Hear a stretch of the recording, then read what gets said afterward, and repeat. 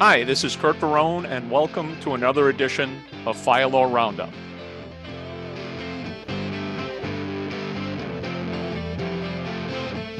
This one I think is fairly more applicable to more states. I don't really understand it, so we're going to take a bunch of hypotheticals. But now we're in Georgia, and a fire chief has been placed on leave pending an investigation for something I really don't get.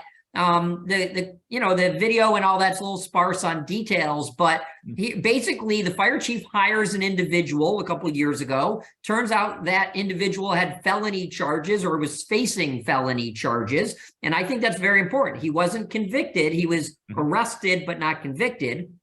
And then I don't know if I'm making this up. I don't know if the fire chief either was incompetent, didn't look, didn't do a background check, or lied about it, or did a background check and didn't care. All sorts of scenarios. But ultimately, now the fire chief is on the hot seat for hiring that guy. This is strange. I don't know if you have any more, but this is strange because, federal law has this 8-factor test, as we know, when you're talking about hiring somebody who's been convicted. I see this is bringing tears to your eyes. It's a very touching story. It's I just got a little eyelash in there. Or it could have been mustache, But federal law protects, and many state laws do too, protects the rights of convicted persons, not under arrest, but convicted, and says, look, there's an 8-factor test to determine whether the crime was so long ago that it's no longer relevant, or what were the circumstances. And look, a felony where you're still facing it, you probably shouldn't hire the person. But to put the fire chief on leave and face disciplinary charges, that one is escaping me. Why? Yes, as I understand it, they didn't do a background check when he was hired, and from what I read, it would have shown up if they had done a background check. Now, after they hired him, I believe they hired him in 2021. Within a year of him being hired, he had a couple of issues, and then they did a background check, and that's when they found it. And then he was promptly dealt with. But it was really the news media that I think brought a lot of attention to this. And then in turn, I think the county sort of their knee-jerk reaction was, we got to do something, and they suspended the chief. And no doubt you should have done the background check when you first, or maybe the county should have done it, and not, maybe there's an HR department, maybe not the fire chief. Who, why are they blaming the chief?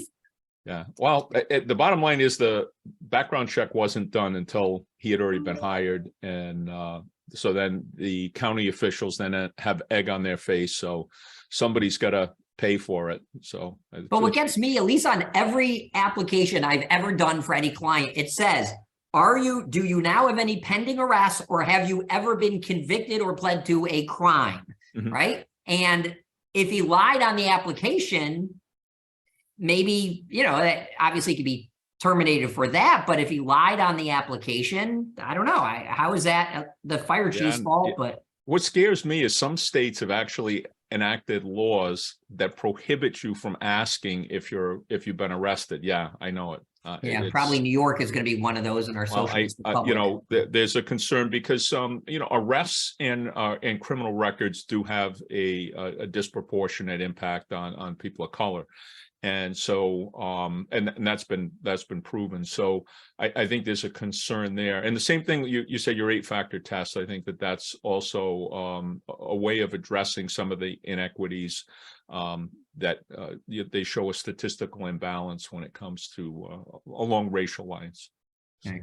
But anyway, I just don't know why I go after the fire chief for it. I see county, and I think county must have some HR type method of hiring. Fire them, not the chief. But I don't think he's been fired, but he's definitely suspended.